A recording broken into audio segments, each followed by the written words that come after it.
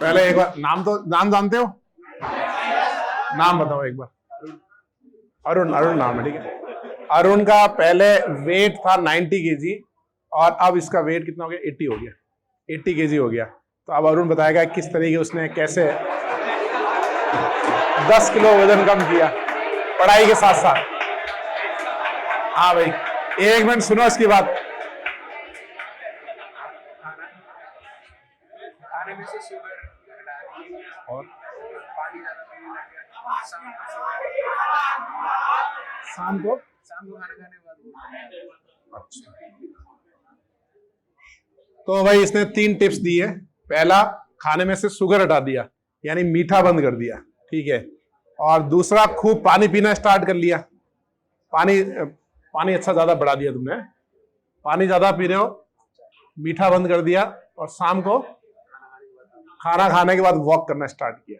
बस 3 छोटी सी चीजें की और 10 किलो वजन गिर गया इसका। तकसु कह रहा मैंने भी किया है, तो वजन कुछ चेंज हुआ? कितना हुआ? तुम्हारा भी 10 किलो कम हो गया? गजब यार। चलो ताली बजाओ बाकी लोग। अरे ताली तो बजाओ भाई, इतना सेक्रीफाइस किया।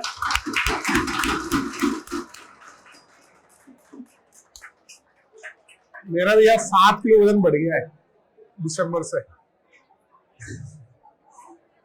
तो अब है ना 7-8 केजी कम करना है। तो मीठे वाली बात तो एकदम सही है यार। और दूसरी एक और चीज है, खाना खाने के बाद है ना, मैंने एक चीज ऑब्जर्व की है, आप खाना खाने के बाद इमीडिएट बैठे रहोगे ना, तो आपको थोड़ा लेजीनेस आएगा, है ना। कई बार बच्चे बोलते हैं ना दोपहर को नींद आ जाती है। आप खाना खाने के बाद 4-5 मिनट चला करो आप, है ना। ये हमेशा आप लाइफस्टाइल में रखो, उससे कभी भी आपको है ना एकदम एनर्जी ज्यादा फील होगी, वेट भी आपका कम होगा।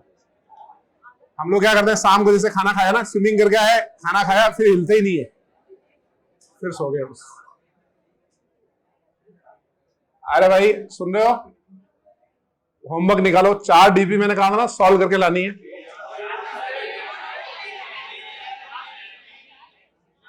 हाँ sorry, class test, 4 class test. अरे मिली हुई है ना, ये रही ना, क्या ये? तो तुमने क्या सॉल्व किया?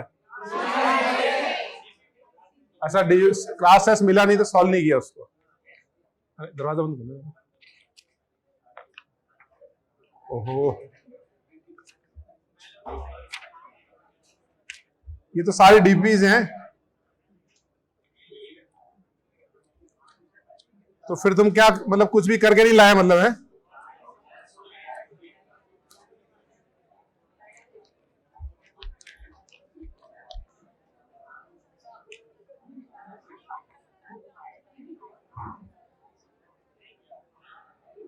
चलो आगे लिखो फिर। तो अब अगली क्लास में आपको क्लास टेस्ट बनाने हैं 5। 4 तो बना चुके हो, अब एक और बनाना है। हार्ड कॉपी यार पता नहीं मिल जानी चाहिए थी, पहले ये प्रिंट हो गया होगा।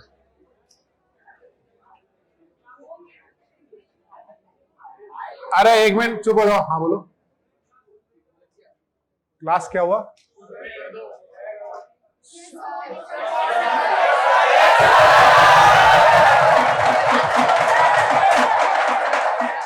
अरे एक मिनट मुझे बोलने तो दो, कितनी क्लासेस चल रही है? 5 या 6? 5। तुम्हें कौन सेठे सर पढ़ाते हैं? एनजे सर पढ़ाते हैं?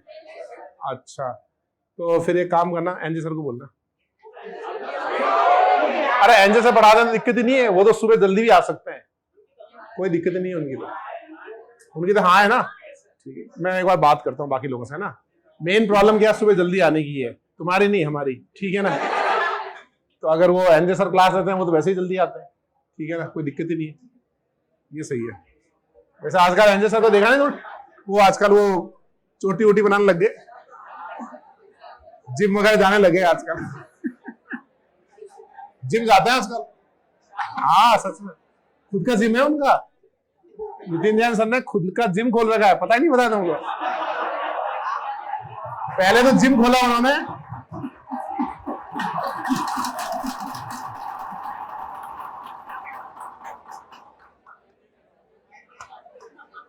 खुद का जिम खोला और आजकल 2-4 महीने हो गए जिम जाते हैं, आज ही बता रहे थे मेरे को कि मैं नहीं ऐसे हैवी वर्कआउट वगैरह नहीं है भाई, अभी स्टार्ट किया है, छोटी छोटी बना के बढ़िया से जाते हैं एकदम। चलो अब आगे हेडिंग लगाओ।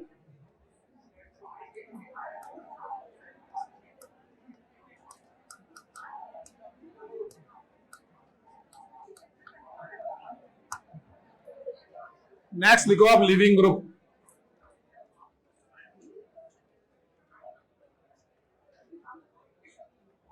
ये बताओ लिविंग ग्रुप मतलब आने वाला ग्रुप या बताओ जाने वाला ग्रुप?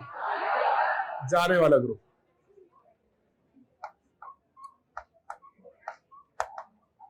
जैसे मैं OH माइनस की रिएक्शन करूं ना CH3I से, तो इस O का अटैक होगा और I निकल जाएगा, तो ये बना हमारा मिथनॉल। चलो लिखो फटाफट। इस पूरे में बता सकते हो कि कौन सा हमारा लिविंग ग्रुप है? I माइनस निकल रहा है ना यहां से, और ये कौन सी रिएक्शन हो रही है? एडिशन हो रहा है, सब्स्टिट्यूशन हो रहा है? ये एक सब्स्टिट्यूशन हो रहा है जिसमें I की जगह पे कौन आ गया बताओ? OH। यानी पूरे में हमारा लिविंग ग्रुप जो होगा, लिविंग ग्रुप होगा हमारा I माइनस।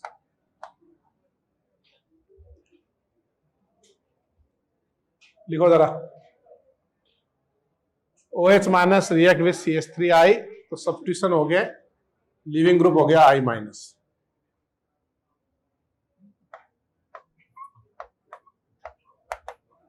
ऐसे अगर मैं OH माइनस की रिएक्शन CH3Br से करूं, O ने अटैक किया, Br निकल गया,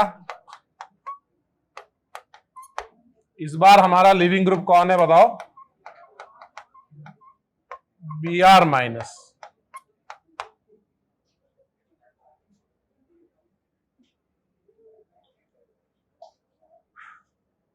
लिखो जरा, ये लास्ट वन, ये दरवाजा बंद कर दो ना, एसी अच्छे से काम करेगा।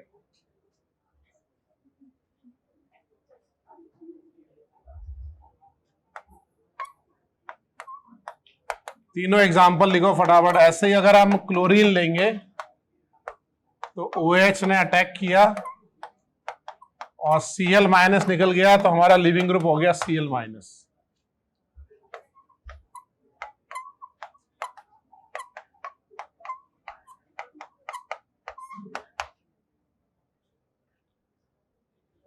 फोर्थ वाले में बताओ कौन लिविंग ग्रुप होगा?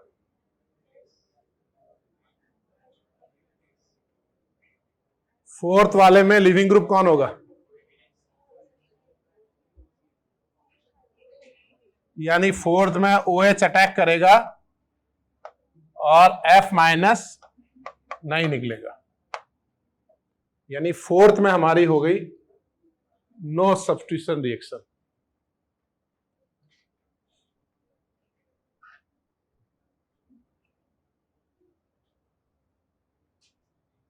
आपको यह सोचना है कि फोर्थ में रिएक्शन क्यों नहीं हुई, और आपको यह सोचना है कि लिविंग ग्रुप की डेफिनेशन क्या है।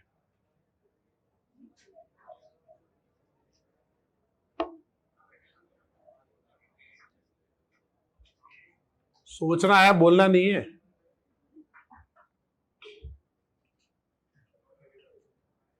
मतलब हमको ये डेफिनेशन देनी है कि गुड लिविंग ग्रुप कौन सा होता है, और हमारे पास 4 रिएक्शन एग्जाम्पल दे रखा है, 3 में रिएक्शन हो रही है, 1 में रिएक्शन नहीं हो रही है। अच्छा, रिएक्शन नहीं हो रही है, उससे एक बात क्लियर हो गई कि F minus is not a good leaving group. ये मतलब है ना, वो निकल सब्स्टिट्यूट नहीं हो रहा है, और यहां पे I माइनस निकल रहा है, Br माइनस निकल रहा है, मतलब ये अच्छे लिविंग ग्रुप हैं, ये अच्छा लिविंग ग्रुप नहीं है। तो लिविंग ग्रुप की डेफिनेशन क्या होनी चाहिए? और उससे भी पहले कि अच्छा लिविंग ग्रुप किसको कहेंगे? जिसका ये बॉन्ड वीक होना चाहिए, या बताओ जिसका ये बॉन्ड स्ट्रांग होना चाहिए? वीक होना चाहिए ना, तो जितना वीकर बॉन्ड होगा उतना आसानी से ब्रेक हो जाएगा। तो जब हम ग्रुप में नीचे जाते हैं तो iodine CI, CBr, CeCl, CF में सबसे स्ट्रॉन्गेस्ट बॉन्ड कौन सा है? CF का बॉन्ड स्ट्रांग होता है ना, ठीक है। तो आप जैसे ग्रुप में नीचे जाओगे ना, वैसे वैसे बॉन्ड एनर्जी कम होती जाएगी। तो मैं ये समझाना चाह रहा हूं कि ये सबसे वीकर बॉन्ड है, इसलिए I माइनस सबसे अच्छा लिविंग ग्रुप है और F माइनस सबसे पुअर लिविंग ग्रुप है ना। या इसको दूसरे तरीके से समझें, ये बताओ इसमें एसिडिक स्ट्रेंथ का ऑर्डर क्या है? HI, HBr, HCl and HF। इसमें HI स्ट्रॉन्ग एसिड होता है ना, HBr, HCl, HF। HI जो है वो है हमारा स्ट्रॉन्ग एसिड, ये समझ में आ रहा है? ठीक है, तो I माइनस बेस कैसा हुआ? Weak base. अब ये बताओ weak base are good leaving group या strong base are good leaving group? Weak base are good leaving group. अब आपको बताना है कि why weak base are good leaving group. आप ऐसे समझो, बेस की डेफिनेशन क्या है? Base donate pair of electron, जो इलेक्ट्रॉन देगा। तो अगर कोई बेस वीक है तो उसके इलेक्ट्रॉन देने की टेंडेंसी ज्यादा है कम है? उसकी टेंडेंसी कम होगी ना। अगर वीकर बेस है तो इलेक्ट्रॉन देने की टेंडेंसी कम होगी। कम टेंडेंसी का मतलब क्या? बॉन्ड कैसा बनाएगा, स्ट्रॉन्ग या वीक? वीक बनाएगा। अगर कोई स्ट्रॉन्ग बेस है मतलब उसके इलेक्ट्रॉन देने की टेंडेंसी ज्यादा है, तो अगर ये किसी से बॉन्ड बनाएगा तो बताओ ये बॉन्ड कैसा बनाएगा? स्ट्रॉन्ग बनाएगा। ये बात समझे आप? तो अच्छा लिविंग ग्रुप कौन सा होगा? वीक बेस होगा या स्ट्रॉन्ग बेस होगा? Weak base are good leaving group. अब इसको और ऐसे डिफाइन कर सकते हैं, देखो, weak base are good leaving group because weak base are stable ion.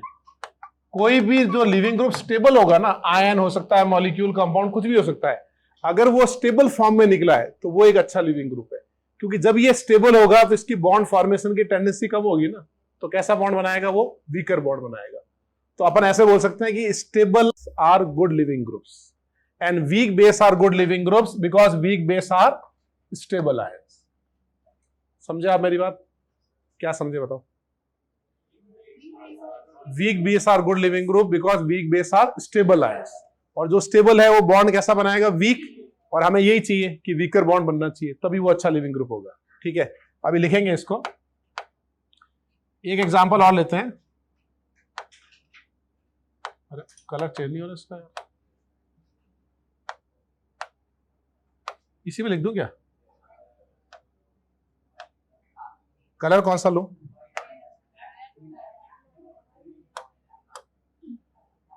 चलो ये बताओ कि अगर ये OH माइनस की रिएक्शन मैं CH3N2 से कर रहा हूं, है ना? दिख रहा है भाई? अब OH ने अटैक किया और ये N2 निकल गया, तो बताओ इससे क्या क्या बना? इससे बना मिथेनॉल और साथ में क्या बना बताओ? ये N2। अब बताओ इस केस में लिविंग ग्रुप कौन है? N2 हमारा लिविंग ग्रुप है। अब बताओ N2 स्टेबल होता है या अनस्टेबल होता है? स्टेबल होता है। तो N2 कैसा लिविंग ग्रुप हो? गुड लिविंग ग्रुप है। लेकिन N2 गुड लिविंग ग्रुप नहीं है। N2 स्टेबल है, इनर्ट होता है ना N2। तो N2 के बारे में हम क्या बोलते हैं? N2 is very stable, N2 is inert. कितनी 845 किलो जूल पर मोल के आसपास इसकी एनर्जी है, बहुत स्टेबल है वो, तो इनर्ट गैस की तरह यूज होता है। तो फिर ये गुड लिविंग ग्रुप क्यों नहीं है?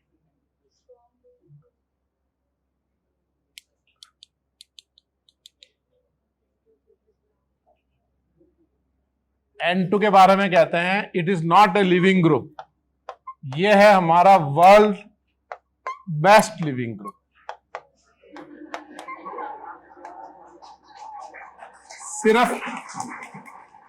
सिर्फ लिविंग ग्रुप तो I माइनस BR माइनस वो भी है। तो N2 कैसा लिविंग ग्रुप हुआ? World best. अब आप सोचो ना कि N2 अगर किसी के साथ बॉन्ड बनाएगा तो N2 स्ट्रॉन्ग बॉन्ड बनाएगा कि वीकर बॉन्ड बनाएगा?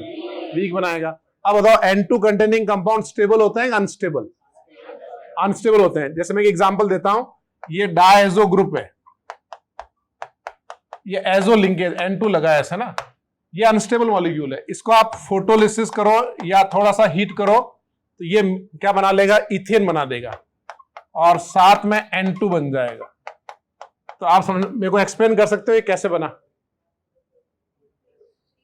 भाई आप जैसे फोटोन डालोगे ना इस पे, फोटोन स्ट्राइक करोगे, ये तो अनस्टेबल है, ब्रेक हो जाएगा यहां से और यहां से। ब्रेक हो गए, एक तो बन गया N2 और एक क्या बन गया? CH3 डॉट, और CH3 डॉट डायमराइज हो गया, क्या बनाएगा? इथेन।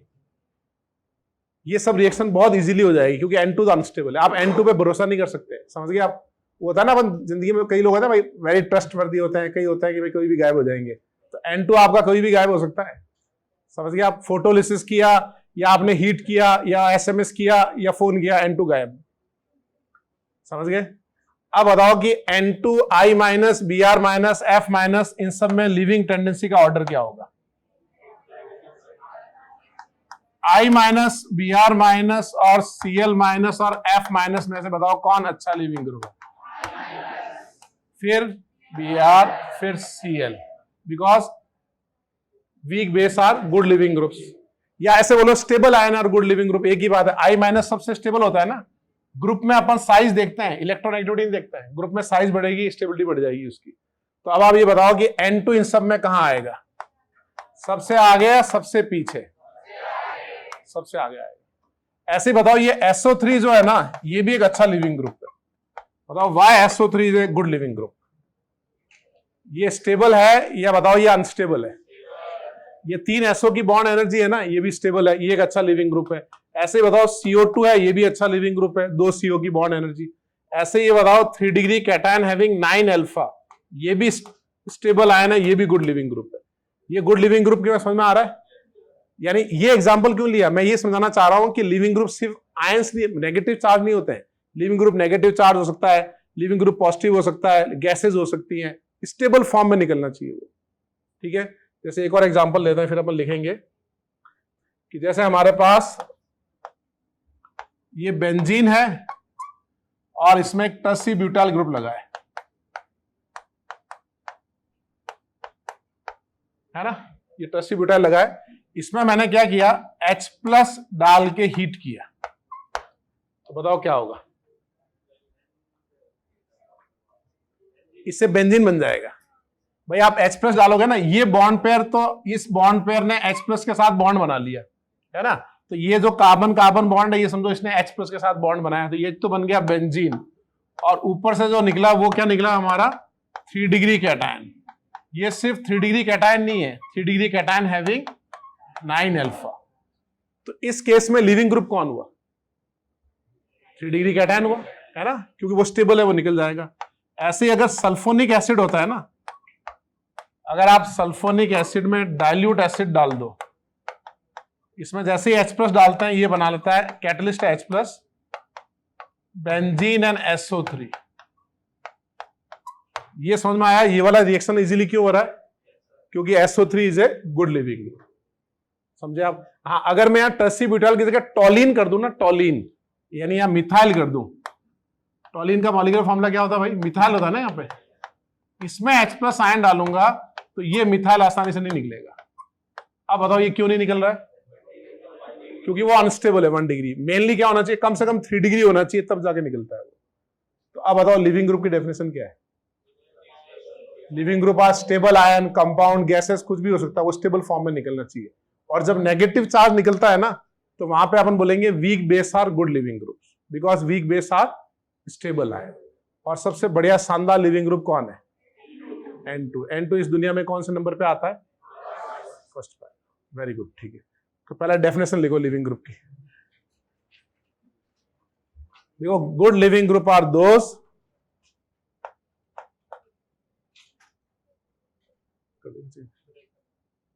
आगे वाले, गुड लेट नहीं करना।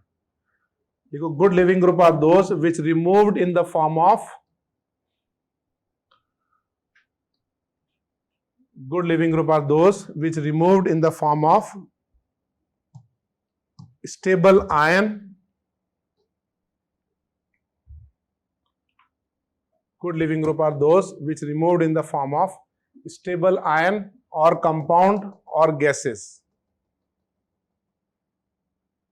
which removed in the form of stable ion or compound or gases। फिर लिखो आप, weak base are good leaving group,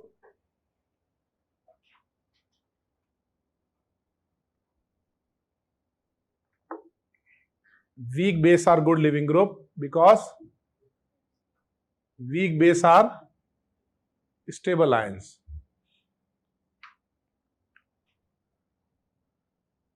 weak base are good living group because weak base are stable ions।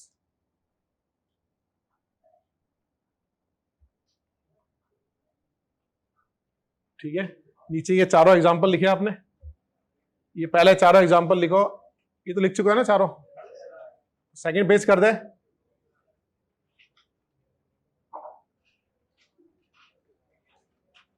चलो ये second page करो, ये तो ये वाला एग्जाम्पल लिखो।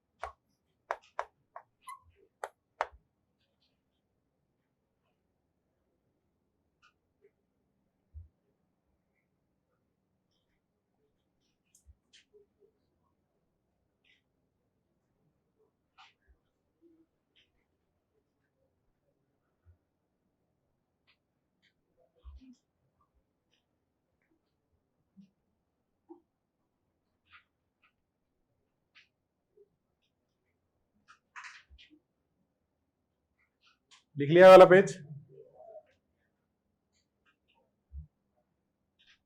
आगे बढ़े।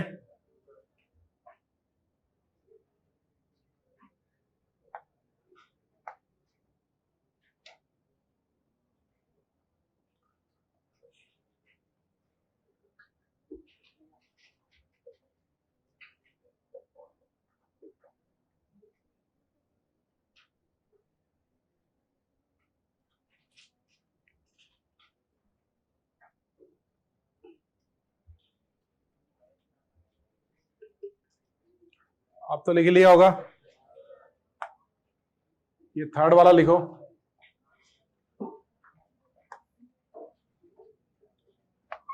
और इन सब के नीचे लिखो गुड लिविंग ग्रुप।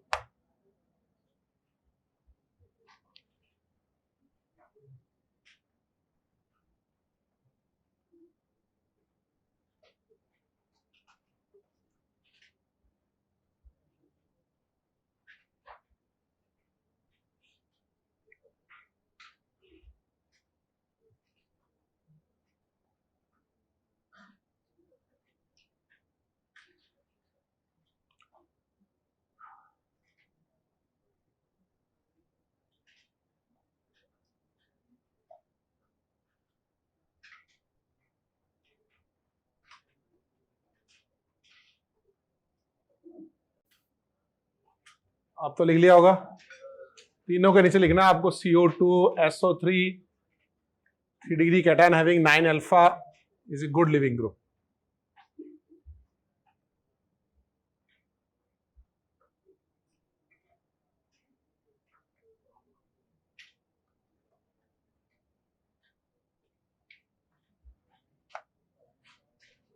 ये दोनों एग्जाम्पल भी लिखो।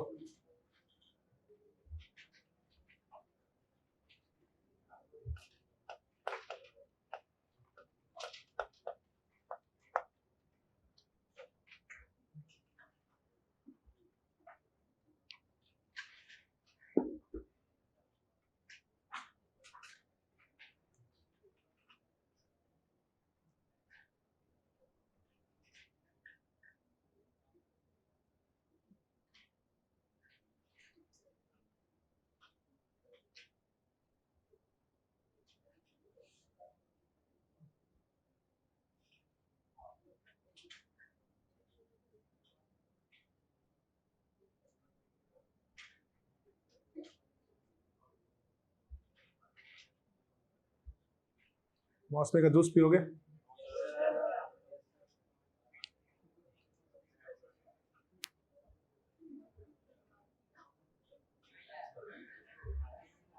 पूरी दुनिया में फैल गया इतना सब।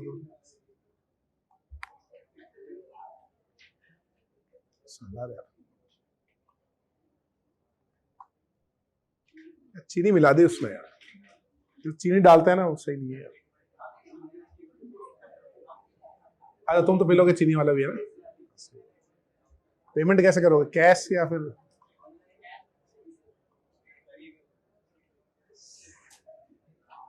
लिख लिया भाई सबने?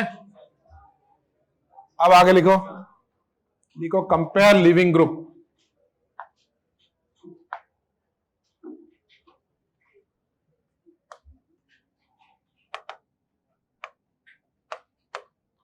नीचे लिखो आप कंपेयर लिविंग ग्रुप।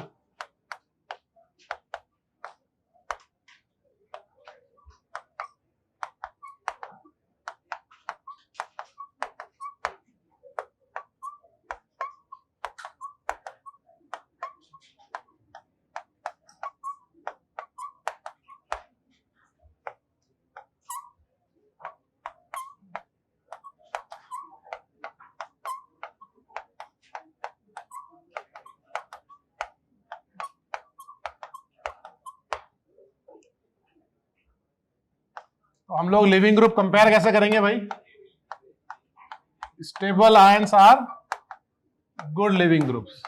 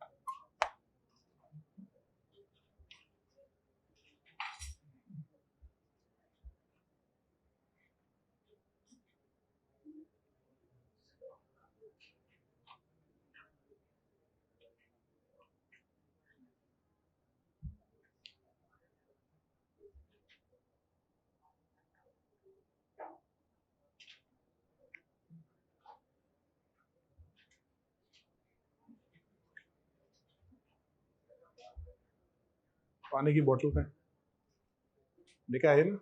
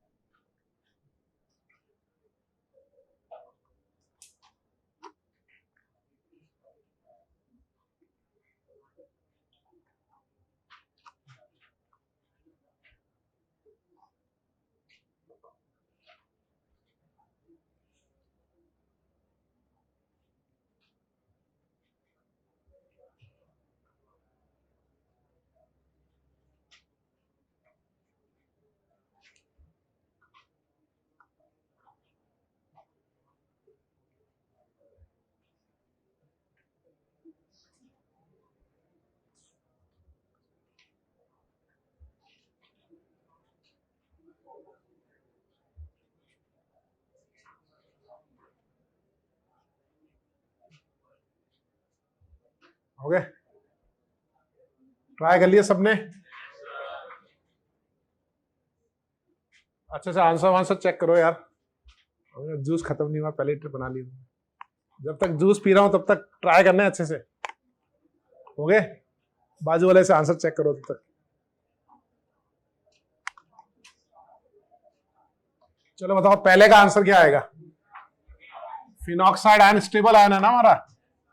सेकंड का, दूसरा ज्यादा स्टेबल क्यों है? Because of 2 equivalent RS. Third बताओ, थर्ड का क्या आएगा? बी सी ए। बी सबसे ज्यादा क्यों? 2 इक्विवेलेंट आरएस है ना। फोर्थ में कौन आएगा? सेकेंड। SO3 माइनस ज्यादा स्टेबल होता है ना, because of 3 equivalent RS. Fifth बताओ। First, N2 is better leaving group. Six बताओ। नेगेटिव अच्छा वीकर बेस कौन होता है? नेगेटिव अच्छा होगा या न्यूट्रल? बेस का मतलब क्या है? Base donate pair of electron, तो कौन आसानी से इलेक्ट्रॉन देगा? जो नेगेटिव चार्ज होगा वो आसानी से देगा ना। तो OH माइनस स्ट्रॉन्ग बेस है, यानी वो लिविंग ग्रुप कैसा हुआ? वीक। या दूसरा ऐसे समझे कि जब OH माइनस H प्लस से रिएक्ट करेगा तो वाटर बन जाएगा, और वाटर H प्लस से रिएक्ट करेगा HCO प्लस बनेगा, तो ये अनस्टेबल बन रहा है ना हमारा, और जबकि ये स्टेबल बन रहा है।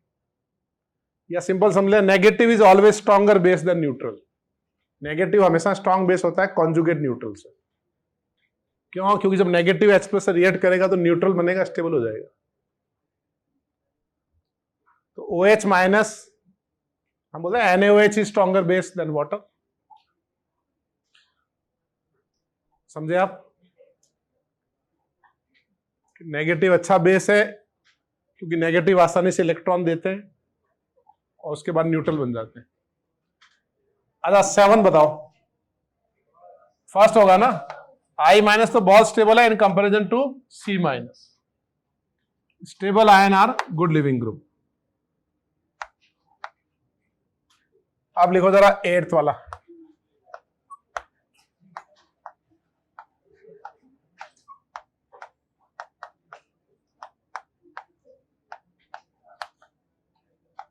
एक है हमारा ये टॉसोलेट आयन।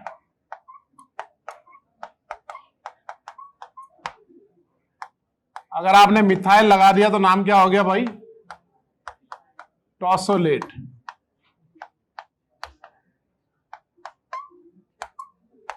एक Br लगा दिया तो नाम क्या हो गया? ब्रोसोलेट आयन।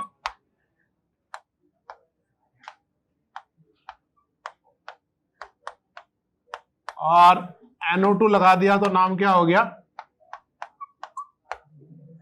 नॉसोलेट आयन।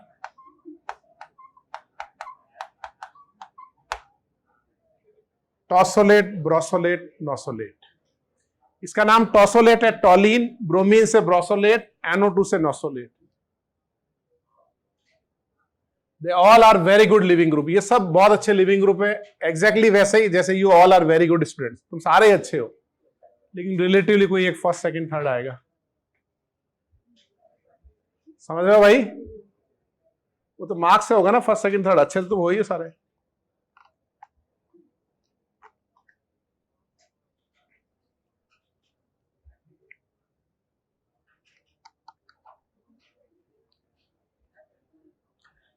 लिविंग ग्रुप ऐसे इसको शॉर्ट में क्या लिखते हैं? टॉसोलेट आयन को OTS, OBS, ONS। बताओ इनमें से सबसे बढ़िया लिविंग ग्रुप कौन है?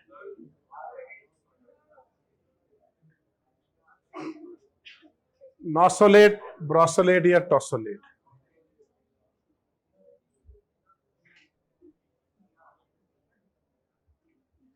अच्छा, इनमें सबसे अच्छा लिविंग ग्रुप कौन होगा? जो सबसे स्टेबल होगा, है ना? अच्छा, इन तीनों में क्या खास बात है? 3 इक्विवेलेंट RS सबके बन रहे हैं ना इसमें। फिर डिफरेंस क्या है? यहां टॉलिन का प्लस आई लग रहा है ना इसमें, और यहां ब्रोमीन का माइनस आई। तो माइनस आई से नेगेटिव चार्ज तो स्टेबल होगा, और प्लस साइड से क्या होगा? अनस्टेबल। और NO2 का क्या हो रहा है? रिंग पे माइनस M माइनस आई दोनों लगेगा ना। ये जब रिंग में रेजोनेंस करेगा तो यहां प्लस आएगा, यहां प्लस आएगा, यहां प्लस आएगा, तो ये नेगेटिव को स्टेबल करेगा। तो बताओ इन तीनों में से सबसे बढ़िया लिविंग ग्रुप कौन हुआ? Nosylate is better than brosylate is better than tosylate, क्योंकि ये अनस्टेबल कर रहा है प्लस आई से, और बाकी ये तो स्टेबल कर रहे हैं माइनस आई और माइनस एम से। समझे आप? Stable ions are good leaving groups. और नेगेटिव को कौन स्टेबल करता है? Minus I minus M.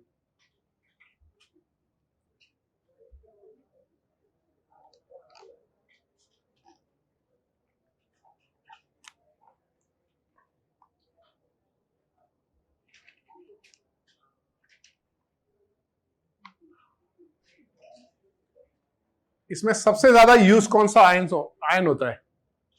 इन तीनों में से सबसे ज्यादा आपको एग्जाम्पल किसके मिलेंगे? टॉसोलेट के मिलेंगे, ब्रोसोलेट के मिलेंगे, या नॉसोलेट के मिलेंगे? सबसे ज्यादा एग्जाम्पल मिलेंगे आपको टॉसोलेट के। जो सबसे पुअर लिविंग ग्रुप है ना, वो सबसे ज्यादा यूज होता है। ऐसा क्यों? क्योंकि इन पे भरोसा नहीं कर सकते, ट्रस्ट वर्दी नहीं है ये। भरोसे से मतलब ये है कि जैसे मान लो आपने कहीं पे ONS लगाया, नॉसोलेट लगाया,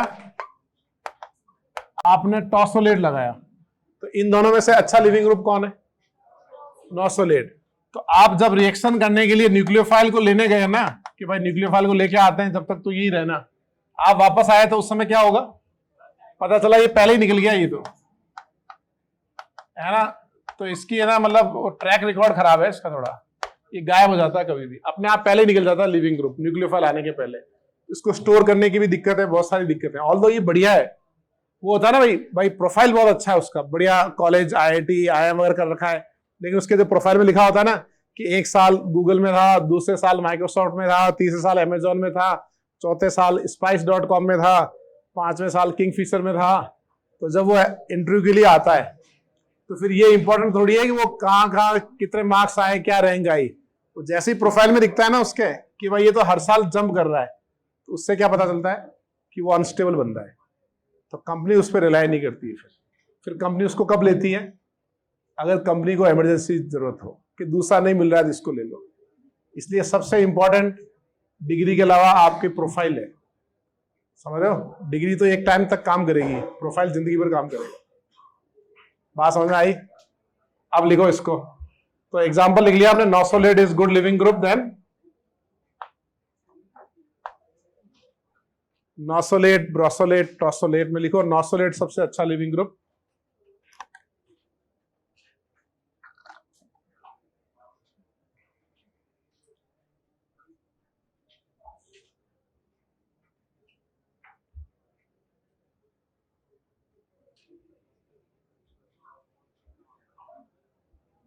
इससे याद आया, गूगल के जो CEO है ना अपना सुंदर पिचई, अपना ससुराल कोटा है ना, उसका तो अपने रिलेशन में आ गया ना भाई वो तो, ठीक है।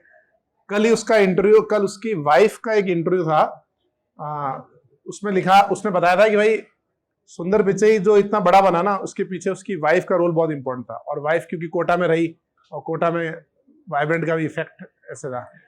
तो पूरी बात तो सुन लो कैसे। जब वो गूगल में था ना शुरू में, तो 5-6 साल जब जॉब किया तो उसको है ना बहुत अच्छा ऑफर आया था ट्विटर से, ट्विटर और याहू कंपनी से। उसका जो पैकेज था उससे कुछ मल्टीप्लाई हो रहा था, बढ़िया, मतलब अच्छा खासा पैसा उसको मिल रहा था। फॉर एग्जाम्पल उसको मतलब 2 करोड़ रुपए मिल रहे हैं वहां गूगल में, तो उसको वहां दूसरी जगह में 10 करोड़ रुपए का ऑफर था ऐसे।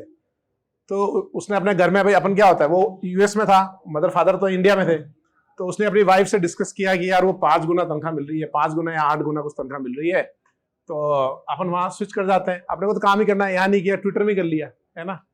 तो उसकी वाइफ ने बोला नहीं, कि गूगल, मतलब उसने वाइफ बोला यार स्टिक होके काम करो, तुम राइज भी अच्छा कर रहे हो, कंपनी भी आगे बढ़ रही है, तुम्हारा ज्यादा यहाँ अच्छा रहेगा। तो उन्होंने ट्विटर और उसके बाद याहू का भी ऑफर ठुकराया, 2 ऑफर ठुकराया उन्होंने, और फिर वो वही गूगल में लगा रहा, और गूगल में राइज करता करता अब तो उसका कितने का पैकेज है, 2,500 करोड़ का है ना उसका ईयरली पैकेज। उसका जितना पैसा उसको उस ऑफर से मिल रहा था ना, 5 करोड़ पर डे, हाँ 5 करोड़ पर डे कमाता है वो। तो जितना पैसा उसको मिल रहा था ना, वो तो अब 2 दिन में ही कमा लेता है। अब सोचो अगर उसने उस ट्विटर ज्वाइन कर ली होती उस समय, तो ट्विटर से अब वो बन गया एक्स से वो एलन मस्क के आ गया कब्जे में। एलन मस्क बोला इसकी क्या जरूरत है, मैं खुद ही हूं, आउट। तो है ना, आप किसी के साथ डिच करोगे, गलत करोगे, आप सोचोगे आप राइज कर जाओगे, ऐसा नहीं होगा। ऊपर वाला है ना प्रॉपर हिसाब किताब करता है। तो आजकल जो मीडियम क्लास फैमिली से आते हैं ना बच्चे जनरली, तो उनके क्या घर में माहौल होता है ऐसा, जैसे मेरे घर में भी ऐसा, मैं तो बिलो मिडिल क्लास से हूँ, तो ऐसा माहौल होता है। मामा जी से पूछोगे, मामा जी मेरे को है ना 1 लाख के 10 लाख मिल रहे हैं, मामा जी बोले ले ले बेटा, पूरी दुनिया ही कर रही है। फिर चाचा जी को पूछोगे, चाचा जी तो किसान आदमी है, वो कहेंगे 10 लाख रुपए मिल रहे हैं, तुरंत ले ले तो।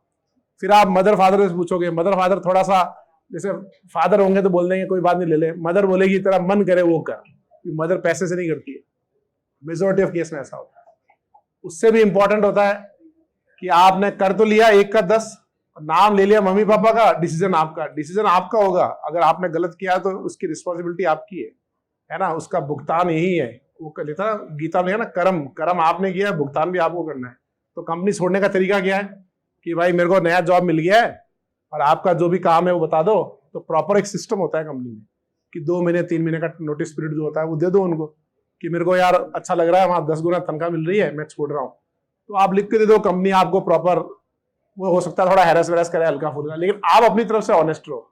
हैरेस मतलब क्या करेगा, तुमको काम से साइड में कर देगा ऐसे। तो जब आप दूसरी कंपनी में जाओगे तो आपका अंतरात्मा तो सही रहेगी ना यार, कि मैं सही तरीके से आया हूँ। और दूसरा, हमारे कोचिंग में कैसा होता है, जैसे टीचर पढ़ा रहा है, दूसरे दिन उसको डबल सैलरी मिली, गायब, दूसरे दिन उसका फोन ही नहीं लगता कि नॉट रीचेबल, फिर दूसरे फोन पे ट्राई करते हैं, स्विच ऑफ है तो कई सालों से। और फिर मैंने देखा ऐसे, मतलब मैं तो कोटा में ही देखा, वो जाते हैं ना ऐसे तेजी से, और उसके बाद उनकी हालत बहुत खराब होती है, क्योंकि उनकी क्रेडिबिलिटी हो जाती है खत्म। फिर वो कोटा से बाहर दूसरे शहर जॉब करते हैं, दूसरे शहर से किसी स्कूल में जाते हैं, स्कूल से कस्बे में जाते हैं, फिर वो घूमते ही रहते हैं पूरे इंडिया में, क्योंकि आपकी क्रेडिबिलिटी खत्म हो गई। अब आपको कोई भी अच्छी ऑर्गेनाइजेशन लेने के पहले 5 बार सोचेगा, चाहे आप कितने अच्छे टीचर क्यों नहीं हो। तो तुम समझे क्या चीज इंपॉर्टेंट है, आपकी खुद की क्रेडिबिलिटी बहुत इंपॉर्टेंट है, समझे आप आसानी से। हाँ, आपको फोन स्विच ऑफ कब करना है, आपको 1 करोड़ सैलरी मिल रही है, वो 100 करोड़ रुपए दे रहा है, तो यार स्विच ऑफ करो प्राउडली, मतलब यार मेरे को 100 करोड़ मिले और एडवांस मिल जाए, ये भी जरूरी है, पता चले दिए और दिए नहीं उसने। तो ऐसा कुछ प्रोफाइल हो कि यार इतना, उसमें से 50 करोड़ मेरे ट्रस्ट में आप डोनेट कर देना, तो उससे क्या होगा कि सारा काम आपका एकदम सही हो जाएगा। ट्रस्ट में डोनेट भी करना पड़ेगा भाई, समझ गया भाई। तो आसानी से ऐसे चीटिंग नहीं करनी है। अब ये लास्ट लिखो, 100 करोड़ में से ट्रस्ट में कितने डोनेट करने हैं भाई, ये यार मतलब देखो, 100 करोड़ में से 1 रुपए डोनेट करेगा बस। चलो ये लिखो, अभी जो मैंने बनाया है ना, इसका नाम है, इसको बोलते हैं ट्रिफ्लेट आयन, और इसको शॉर्ट में लिखते हैं OTF माइनस। इसको ट्रिफ्लेट आयन को बोलते हैं, it is not a leaving group, it is a super leaving group. और कुछ बुक्स में भी लिखा है कि probably it is the best leaving group. Probably क्यों लिखा है, कि वो अपना N2 है ना, हाँ, वॉरेन में क्लियर लिखा है N2 is the world best leaving group, ठीक है, तो ये प्रोबेबल सेकंड होगा शायद, ठीक है। अब आप मुझे बताओ इसमें ऐसा क्या खास बात है कि बहुत अच्छा लिविंग ग्रुप है। हाँ, 3 इक्विवेलेंट RS तो सब में बन रहे थे पहले, अपार्ट फ्रॉम क्या हो रहा है, माइनस आई। एक माइनस आई लग रहा है, या 2 लग रहा है, या 3 लग रहे हैं। और आपको याद है inductive effect is a additive effect, तो वेरी स्टेबल आयन है ये, समझे आप। तो ये हमारा सेकंड बेस्ट लिविंग ग्रुप हो गया, इसको बढ़िया से लिखो। हाँ, SO3 की फैमिली में सबसे फर्स्ट है ये।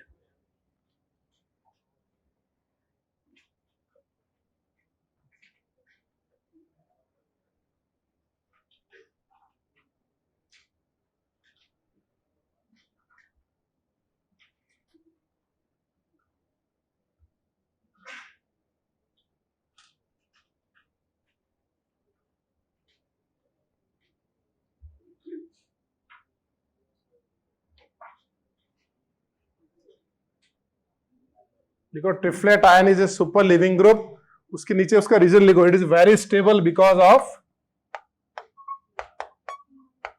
3 equivalent RS and 3 minus I effect.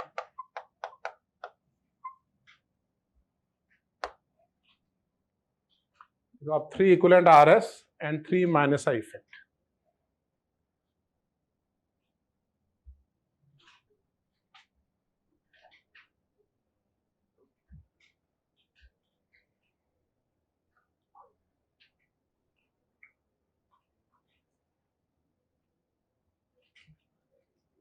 लिख लिया सबने,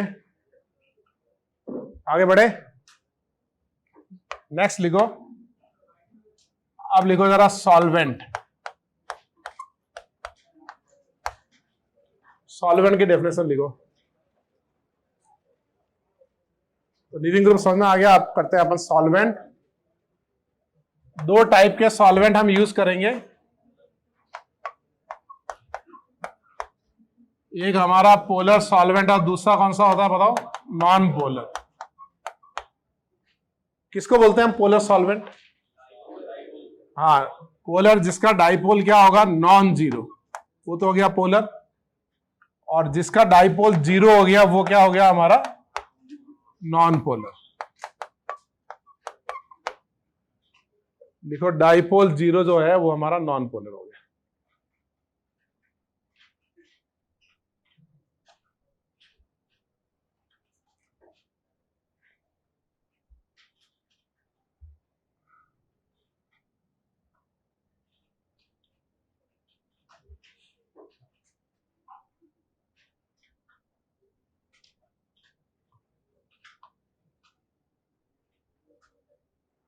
लिख लिया आपने? कोई एग्जांपल बताओ नॉन पोलर सॉल्वेंट का। बेंजीन जो है वो हमारा नॉन पोलर सॉल्वेंट है। एल्केन्स जो होता है ना, एल्केन, वो भी नॉन पोलर सॉल्वेंट है।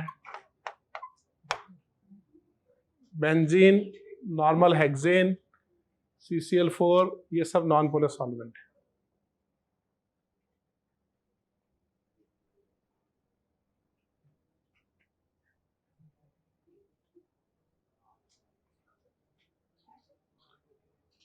और पोलर में दो कैटेगरी होती है। हाँ, कौन सा होता है, पोलर प्रोटिक,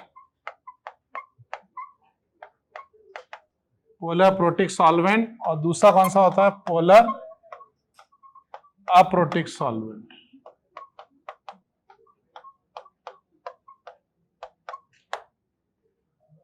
देखो आप, पोलर प्रोटिक सॉल्वेंट, दूसरा लिखो पोलर अप्रोटिक सॉल्वेंट।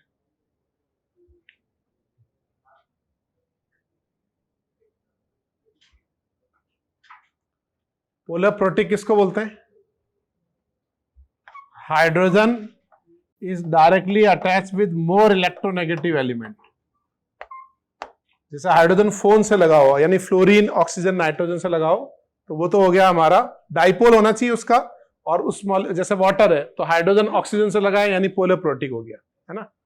और पोलर अप्रोटिक का मतलब क्या, डाइपोल तो है उसका, लेकिन hydrogen is not directly attach with phone. जो फोन से नहीं लगा है वो हमारा कैसा सॉल्वेंट हुआ, अप्रोटिक। लिखो जरा, फोन का मतलब क्या, फ्लोरीन ऑक्सीजन नाइट्रोजन। और पोलर में दो कैटेगरी लिखो, पोलर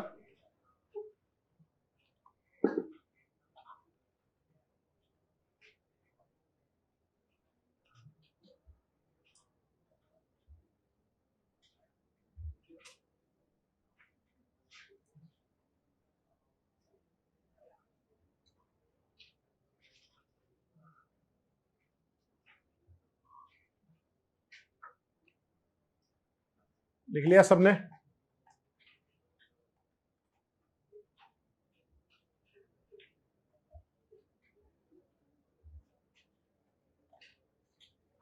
पोलर लिख लो आप, फिर लिखो पोलर प्रोटिक सॉल्वेंट। एग्जाम्पल लिखते हैं अपन पोलर प्रोटिक सॉल्वेंट के।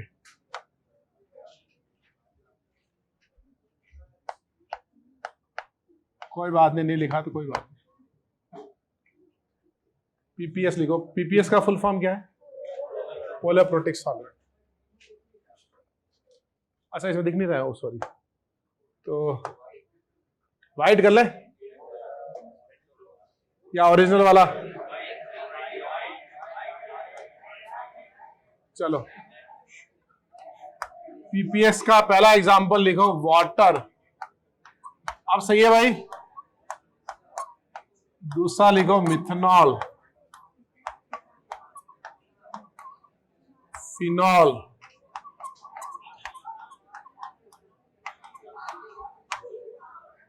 हाँ भाई, सही है। ये भी सही नहीं है, ओके। तो तुमको यहाँ वाटर की जगह पे क्या दिख रहा है, अच्छा, चलो कोई बात नहीं, लिखो। वैसे भी लो स्कोरिंग एग्जामिनेशन है, सब आना जरूरी नहीं है। कुछ नहीं आएगा तो कोई फर्क नहीं पड़ेगा, थोड़ा आना चाहिए अच्छे से बस। Water, methanol, phenol, acid. जब कुछ कुछ नहीं आया ना तो समझ लेना बिल्कुल सही तैयारी जा रही है। इसका मतलब कुछ तो आ ही रहा है। सारा नहीं आए तो थोड़ा चिंता की बात है, और सारा आ जाए तो भी चिंता की बात है। सारा आ जाएगा तो फिर उसको मेंटेन करना पड़ेगा ना। ये लिखो पेप्स, लिखो पेप्स का फुल फॉर्म क्या है?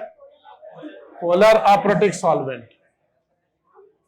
अच्छा ये बताओ, पोलर अप्रोटिक सॉल्वेंट का एग्जांपल बताओ।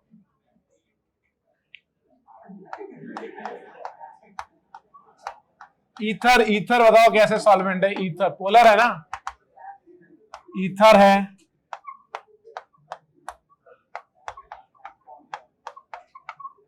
एसीटोन कैसा सॉल्वेंट है? एसीटोन, ये भी हमारा पोलर अप्रोटिक है। फटाफट लिखो, ईथर हो गया, एसीटोन हो गया,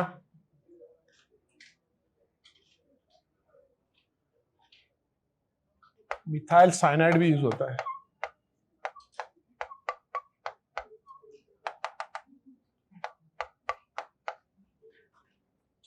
ये सब के सब है हमारे polar aprotic solvent.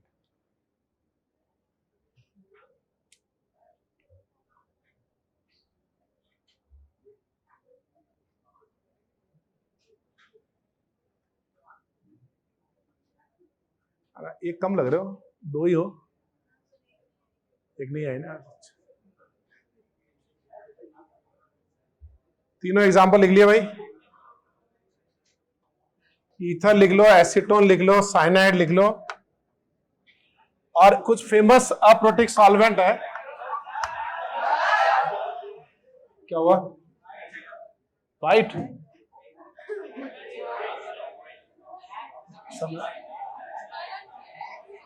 Colour change करना वापस।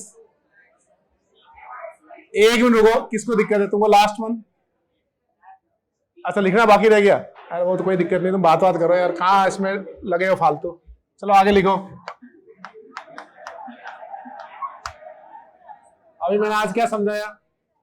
लो स्कोरिंग एग्जामिनेशन है, जो जो नहीं लिख पाओ अच्छी बात है। आगे लिखो डीएमएसओ।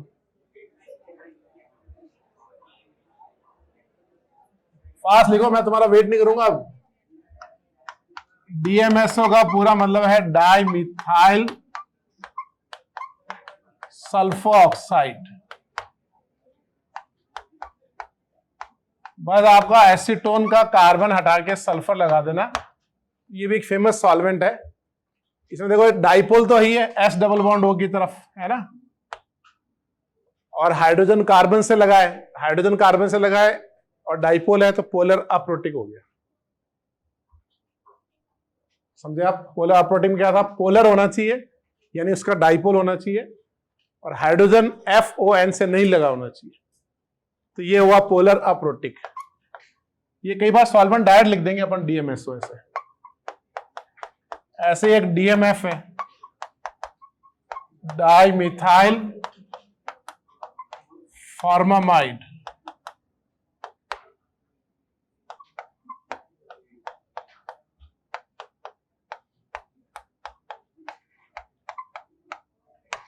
इसे बताओ हाइड्रोजन किससे लगाए? कार्बन से लगाए, और इसका डाइपोल तो हो गई, इसका आप रेजोनेंस कर दो, O- और N+ बनेंगे। तो डाइपोल है और हाइड्रोजन कार्बन से लगाए, मतलब पोलर अप्रोटिक।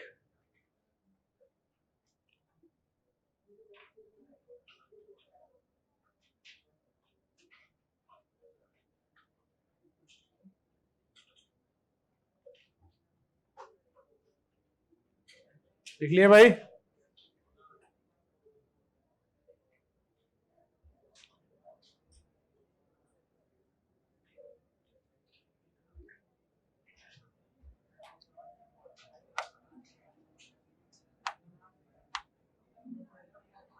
F वाला लिखो।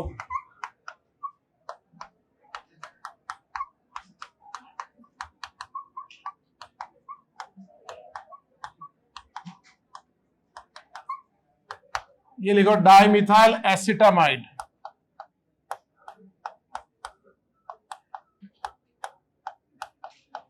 एसिटामाइड मतलब फॉर्मामाइड में यहाँ पे एस था और एसिटामाइड में यहाँ मिथाइल है, बाकी पूरा स्ट्रक्चर एज इट इज है।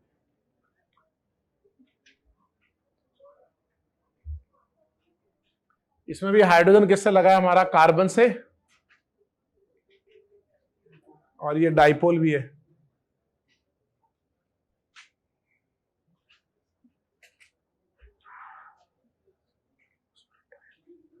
एक और फेमस सॉल्वेंट लिख लेते हैं, HMPT।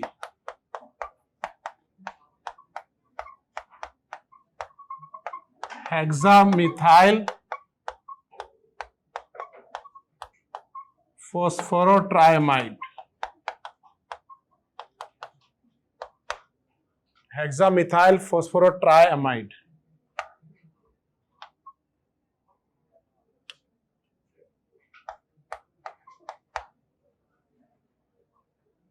हेक्सामिथाइल फॉस्फोरोट्राइमाइड मतलब यहाँ P double bond O, NMe2, यहां भी NMe2, NMe2। हेक्सामिथाइल हो गए, 6 मिथाइल हो गए ना इसके, और ट्राइमाइड फॉस्फोरोट्राइमाइड, PON तीनों तरफ से एमाइड बन रहा है। इसमें देखो हाइड्रोजन किससे लगा है, कार्बन से लगा है ना हाइड्रोजन। जब भी ये हेटेरोलिटिक बॉन्ड हो ना तो डाइपोल तो आएगा ही उसका।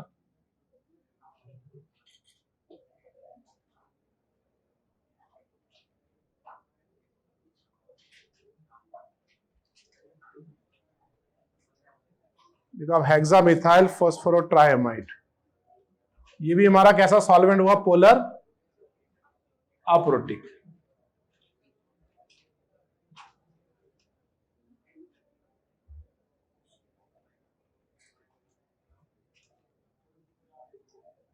आगे बढ़े,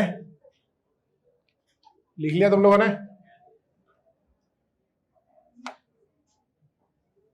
एक और फेमस पोलर अप्रोटिक सॉल्वेंट है क्राउन ईथर।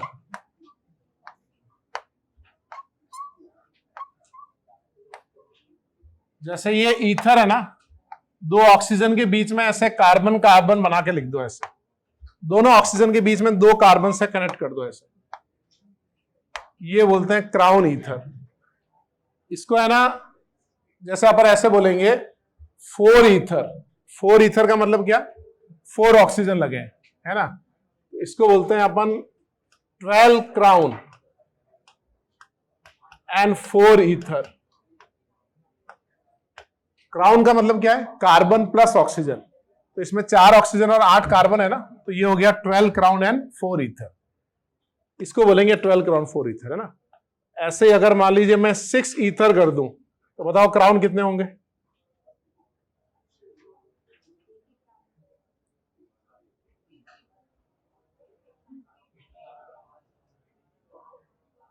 हर एक ऑक्सीजन ऑक्सीजन के बीच में 2 कार्बन से कनेक्ट करना है, तो बताओ 6 ईथर में कितने क्राउन होंगे, 18 होंगे ना। इसमें सभी ऑक्सीजन ऑक्सीजन के बीच में 2-2 कार्बन लगाने हैं ऐसे। इसको बोलेंगे 18 क्राउन एंड 6 ईथर। 3:1 में बनता है। क्राउन का मतलब कार्बन प्लस ऑक्सीजन और ईथर का मतलब नंबर ऑफ ऑक्सीजन। अच्छा, ये पोलर प्रोटिक सॉल्वेंट हुआ या पोलर अप्रोटिक हुआ, ये प्रोटिक है अप्रोटिक है। अब देखो ऐसे ये नॉन पोलर दिख रहा है, ये नॉन पोलर कैसे दिख रहा है, ये डाइपोल इधर आ रहा है, इसका डाइपोल इधर आ रहा है, ऐसे हो रहा है ना। ये इसका डाइपोल इधर है, ये कैंसिल आउट हो रहे हैं ना डाइपोल सारे। तो फिर ये कैसा सॉल्वेंट है, ये पोलर अप्रोटिक है। अब पहले बताओ ये पोलर कैसे है, इसका नाम क्या है, क्राउन ईथर। इसका नाम फ्लैट ईथर थोड़ी है। अगर ये सारे मॉलिक्यूल एक प्लेन में होते तो क्या नाम होता, फ्लैट ईथर, चपटा ईथर, ऐसा होता ना। इसका नाम तो क्राउन ईथर है। तो क्राउन ईथर क्यों, क्राउन वर्ड कहां यूज होता है, क्राउन मतलब क्राउन, ताज। ये यूके के जो लोग हैं ना, यूके की जो क्या नाम है उनका, रॉयल फैमिली, एलिजाबेथ, हाँ, तो वो क्राउन पहनता है, देखा ना। एलिजाबेथ नहीं है क्या, हाँ, मतलब जो भी है, ठीक है ना। उनका क्राउन देखना, क्राउन होता है ना ऐसे, वो पूरा ऐसे पहनाते हैं, उसमें कैसा होता है, ऐसा होता है, ऑक्सीजन कार्बन कार्बन ऑक्सीजन ऐसे। अपने घर में कटोरी नहीं होती, कटोरी दाल की, उसको थोड़ा बड़ा वर्जन ले लो, कटोरी का बड़ा वर्जन क्या, कटोरा ऐसे। अब आप एक कटोरा ले लो और कटोरे का बेस हटा दो यहां से, तो ऐसे ना oxygen carbon carbon oxygen carbon carbon oxygen carbon carbon oxygen, यानी सारे ऑक्सीजन ऊपर की तरफ रहेंगे, तो इसको अपन क्या, डाइपोल कैसे रहेगा, सबका ऊपर की तरफ रहेगा ना ऐसे। तो जितने भी ये क्राउन ईथर है ना, ये सब कैसे हमारे पोलर अप्रोटिक, यानी ये ऐसे नहीं है, ये ऐसे हैं बेसिकली। कटोरा समझ लो, क्राउन समझ लो।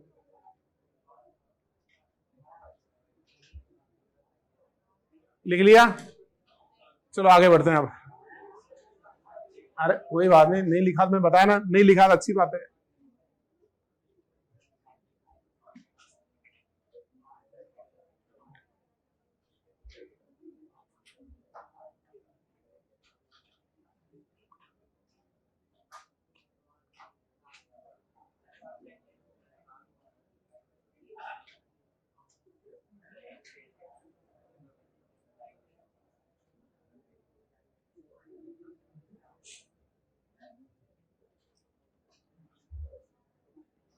लिखा आपने 18 क्राउन 6 ईथर, और पहले वाले का नाम क्या था, 12 क्राउन 4 ईथर। ईथर तो समझ में आ रहा है, क्लियर, नंबर ऑफ ऑक्सीजन। और सॉल्वेंट कैसा है, पोलर अप्रोटिक।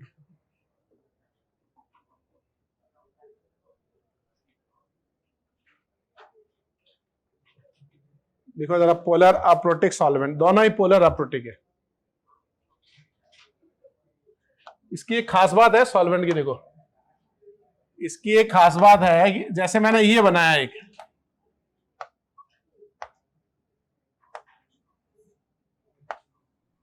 ये कितना, अभी कितना क्राउन कितना ईथर बनाया, ये 12 क्राउन और 4 ईथर है ना।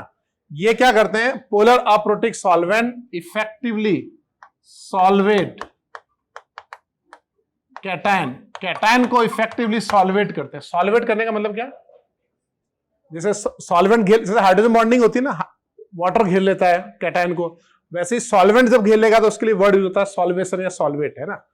तो जैसे मान लो यहाँ पे कैटायन है हमारा, it is effectively solvated, effectively stabilize. कैसे स्टेबलाइज होता है, ये लोन पेयर, ये लोन पेयर, लोन पेयर और लोन पेयर, और साथ में इसमें नेगेटिव है, तो ये नेगेटिव चार्ज और ये लोन पेयर क्या करते हैं, इसको स्टेबलाइज करते हैं, यानी कैटायन को ट्रैप कर लेते हैं। मान लो किसी रिएक्शन में NaCl बना है, आपको सिर्फ Cl माइनस की रिएक्शन चाहिए, Na प्लस को ट्रैप करना है आपको, है ना। वैसे Na प्लस इनर्ट भी होता है, तो Na प्लस को ट्रैप करने के लिए सॉल्वेंट यूज होता है, समझे आप, इफेक्टिवली सॉल्वेट कैटायन। ये एनायन को सॉल्वेट नहीं करेगा। अगर एनायन आ जाए ना, तो अगर मैं पूछूं कि एनायन में सॉल्युबिलिटी का ऑर्डर बताओ, in polar aprotic solvent, in anion में सॉल्युबिलिटी का ऑर्डर क्या होगा बताओ। क्या ये एनायन को स्टेबलाइज करता है, नहीं करता है। अगर एनायन आ गया, इसका मतलब क्या है, ये लोन पेयर और नेगेटिव क्या करेंगे, रिपेल करेंगे ना, ये ऑक्सीजन का लोन पेयर और नेगेटिव चार्ज, और इनके बीच में एनायन में होगा रिपल्सन। तो अगर रिपल्सन हुआ तो सॉल्युबिलिटी क्या हो जाएगी, कम हो जाएगी उसकी। तो इन चारों की सॉल्युबिलिटी का ऑर्डर क्या होगा, I minus more soluble than Br than ClF। ये सॉल्युबिलिटी का ऑर्डर किसमें होगा, पोलर प्रोटिक में या पोलर अप्रोटिक में, अप्रोटिक में। और अगर ये पोलर प्रोटिक होता तब उल्टा हो जाएगा, जैसे वाटर डाल दिया तो वाटर इसको ज्यादा सॉल्वेट करेगा, तो F माइनस ज्यादा सॉल्युबल हो जाएगा। तो ये अप्रोटिक सॉल्वेंट क्या करते हैं, नेगेटिव के साथ रिपेल करते हैं, तो जितनी ज्यादा चार्ज डेंसिटी होगी उतनी सॉल्युबिलिटी कम हो जाएगी, यानी I minus is more soluble, F minus is soluble. I minus ज्यादा सॉल्युबल है, F माइनस इनसॉल्युबल है उसमें, समझे आप। इसको लिखो जरा, वहां एक स्टेटमेंट लिखो कि polar aprotic solvent, polar aprotic solvent effectively solvate cation,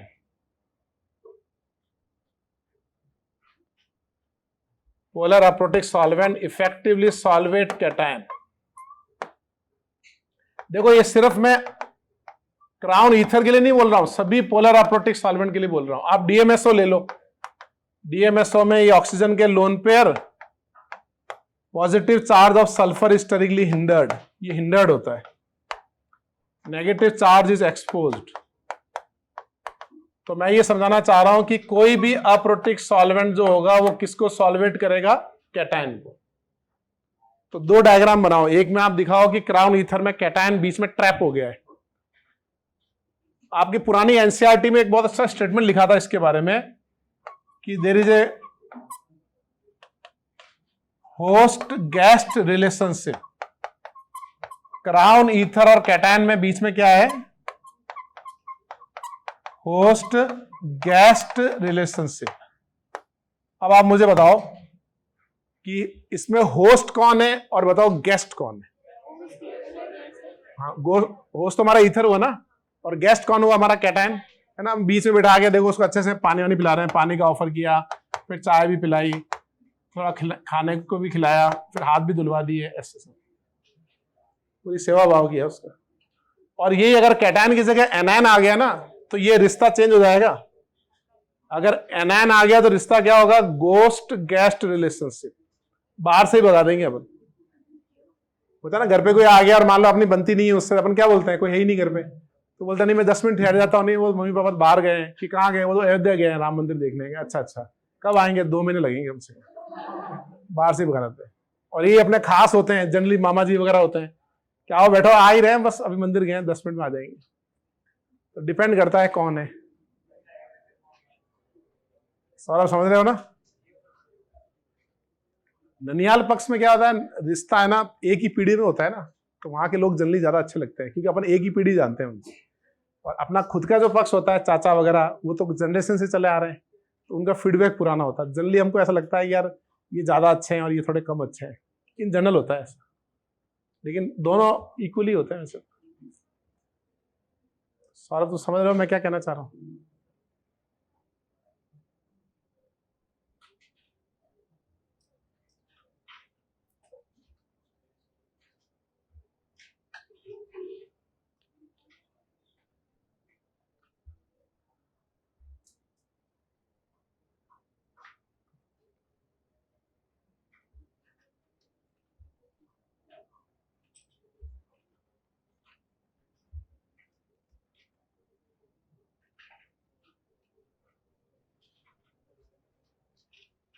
अभी पॉपुलेशन का एक डेटा आया था कि पर मतलब पॉपुलेशन जो है ना, अफगानिस्तान में आया था, नहीं गाजा में 8.2 पॉपुलेशन का रेशियो है। मतलब एक कपल के 8 एवरेज बच्चे, 8 बच्चे है ना।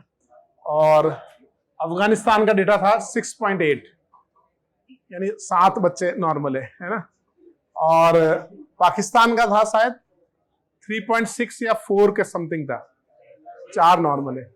इंडिया का था 2.46 या 6 ऐसा कुछ था, मतलब ज्यादा नहीं था। बहुत स्लो हो रही है पॉपुलेशन। और प्रेडिक्शन है 2050 का है शायद 250 के बाद हमारा अभी इंडिया में 52 करोड़ यंग लोग हैं जो काम कर सकते हैं, काम के काबिल है ना।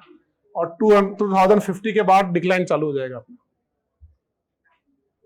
50 में होगा, तुम टेंशन क्यों ले रहे हो? कौन सा ईयर है ये?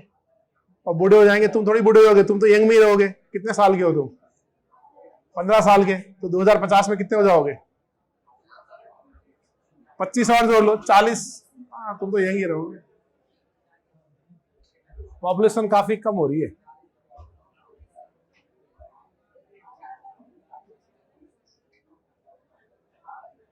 और कुछ कंट्रीज ऐसे हैं, एक कौन सा यूरोप का कंट्री है, उनकी पॉपुलेशन ग्रोथ तो 1 पॉइंट सम हो गई है। मतलब उनके 1.5 ऐसा कुछ है। मतलब एक कपल के 1.5 ही बच्चे हैं, मतलब 2 कपल के 3 बच्चे, तो नेट एक आदमी कम हो गया।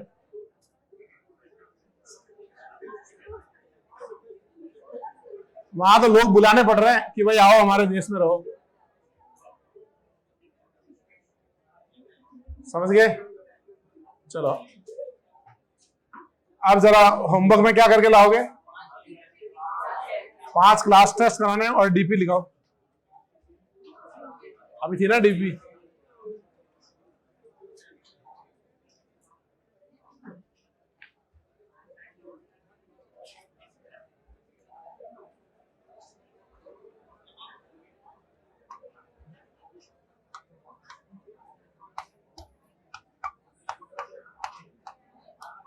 ये 26, 27 बनाने।